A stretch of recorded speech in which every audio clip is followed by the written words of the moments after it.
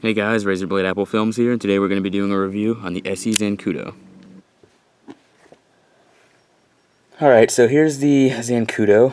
I got this last Christmas, so I've had a lot of use on this. And I really, really love this knife. I think it's up there with my Spyderco Delica as the one I always tend to reach for. There's the knives that I love having, like the paramilitary too, but I don't really use them that often, just because I spent so much money on them. I'm kind of a newer knife collector. I know I'm probably going to spend like $300 on a knife sometime in the future, but for me, $100 on a knife is kind of a lot of money at this point. I have a Sage 1 and a paramilitary 2, and these were both over $100. I tend to use this one a lot more than the Sage, just because I think the Sage is a little bit more of a classy knife, a gentleman's folder, so to speak. And what was I going to say? You know, for everyday use around the house and work, I tend to grab my Spyderco Delica or my Esee Zancudo. There's a lot of things I like about this knife. For one, the price. You're getting a really, really nice knife, in my opinion, for $30. And I actually got mine for like $28. If you watch around on Amazon, you can get it for that price. But now they're about $30 to $33. There's a lot of variety in this knife too. You can get this in like here's the one I have. It's stone washed and it's got like a black polymer handle. They call it G10 on the website. They literally call it G10, and it's not G10. It's definitely kind of a polymer material. So like I said, you can get it in black.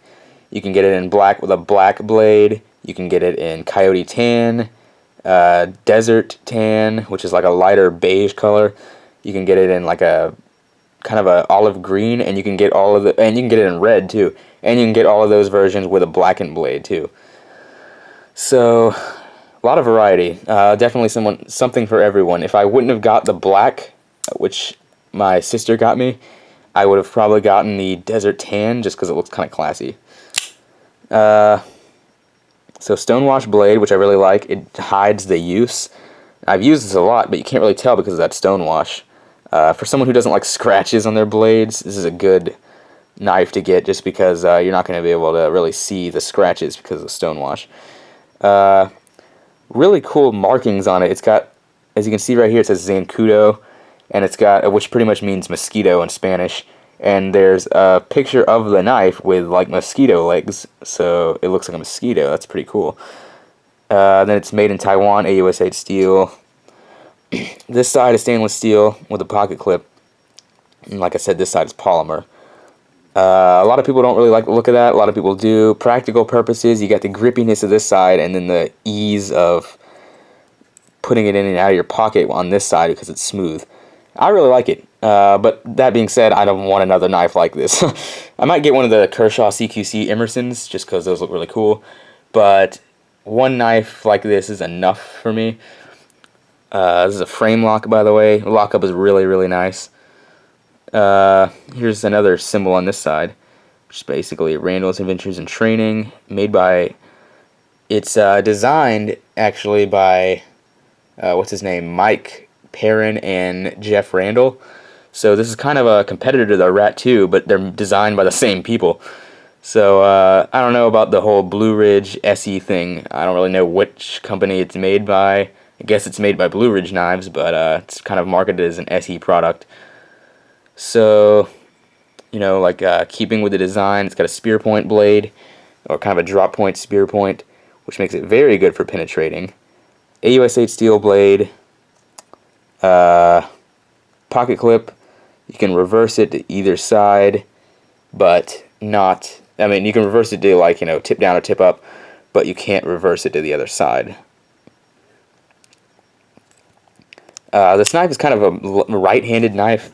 I'm left-handed myself, but I tend to deploy my knives with my right hand, so I have no problem with it. It's very, very smooth. When I first got it, it was still smooth, but it was kind of hard to pull the you know, the frame over to disengage the lock, but it's smoothed out over time, and now it's just buttery smooth. Like I said, this is kind of marketed as a, well, not marketed, but it's kind of like for right-handed people. And even if you look at the thumb studs on the left side, it's actually shorter. So, not really recommended to left-handers. That being said, I can still flick the knife open no problem with my left hand. It's just kind of hard to, it's pretty much impossible to close with my left hand. Well, I got it, but it's definitely not as smooth as my right hand. And it comes out every time. You really have to barely push it for it to fail. Like, well, but if you give it just the slightest flick, it's going to be able to fly out instantly. Feels like an assisted open knife. Mine has no problem with the deployment. And there's one thing I like about knives, it's deploying. There's kind of a fun factor in all the knives. I kind of like to just sit at my computer when I'm researching or editing and just flick my knife back and forth. So, that's kind of something I actually look for in a knife. It's a pretty irrational purpose, but you know what? I don't really care. So some specs on this. It's 7 inches open. It's 3-inch blade with a 2.7 and 5-inch cutting edge. Closed, it's 4 inches. And it's, like I said, made of AUS 8 steel. I don't have the weight with me, but... Oh, actually, no. It's 3.1 ounces, which is a little bit heavier than my Spyderco Delica. Spyderco Delica is really, really light. Even the full saber ground version with a thicker blade is still really light. That being said, this is still a really this is still a really light knife in your pocket. I never really know it's there, and I have used this one a lot. I love, love, love the steel. This is AUS 8 steel. Oh, I almost cut myself. It's a little bit better than 8CR13 MOV. But it's not as good as VG10 in the sense of keeping its edge.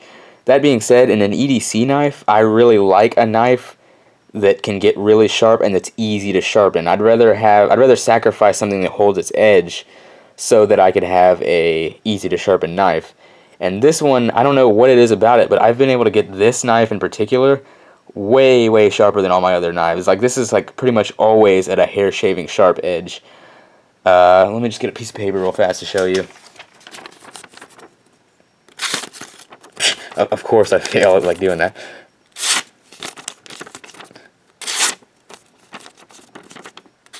Just cut it even really slow too.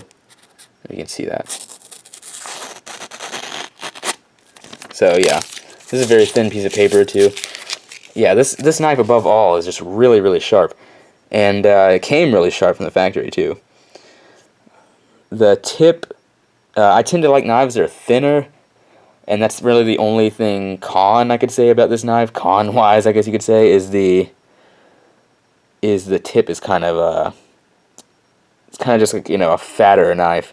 You're not going to be able to get into really tight spaces with this. But that being said, with this little rounded belly, I think it'd actually be a pretty good hunting knife. So yeah, along with all your other EDC purposes.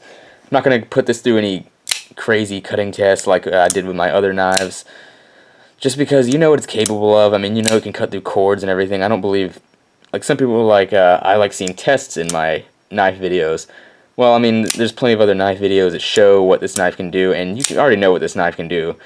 But I am going to show the standard test that I've been doing with all my other knives, like the spine whack and everything. Just in, I do that just because, I should stop saying so much, but I do that because you could accidentally whack the spine of the knife and then enclose you in your fingers, and goodbye fingers.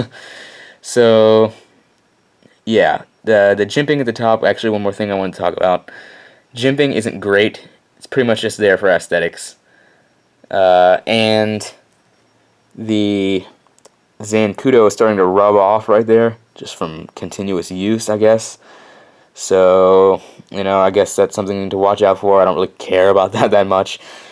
But yeah, I think this is a really, really great, highly, highly recommended budget EDC knife.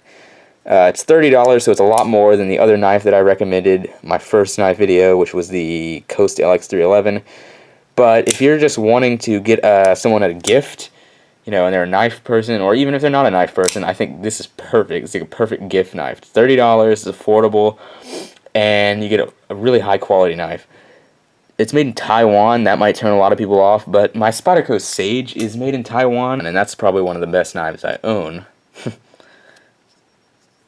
So yeah, I don't think the Taiwan should turn you off.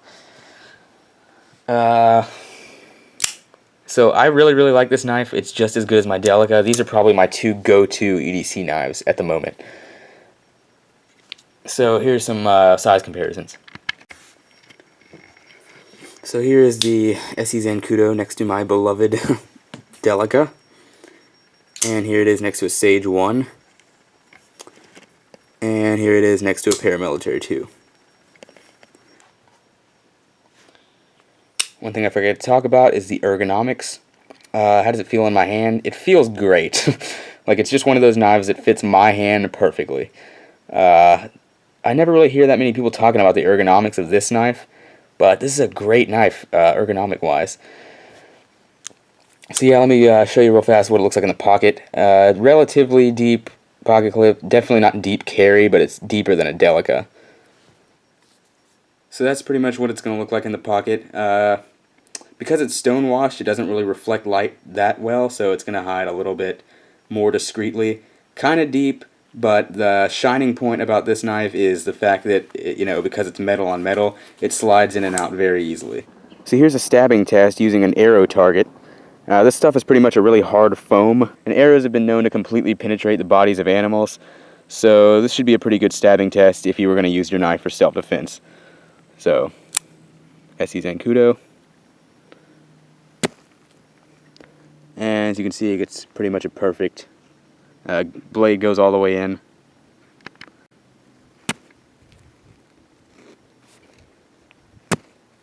Yeah, that spear point blade is just designed for stabbing. I don't know if that's exactly what it was designed for, but that's actually what it does really well.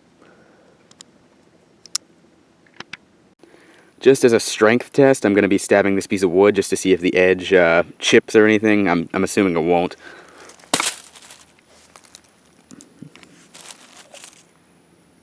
Yep, still really sharp. And that's also kind of a testament to the lock. Do a quick spine whack test just to show that the frame lock is pretty strong.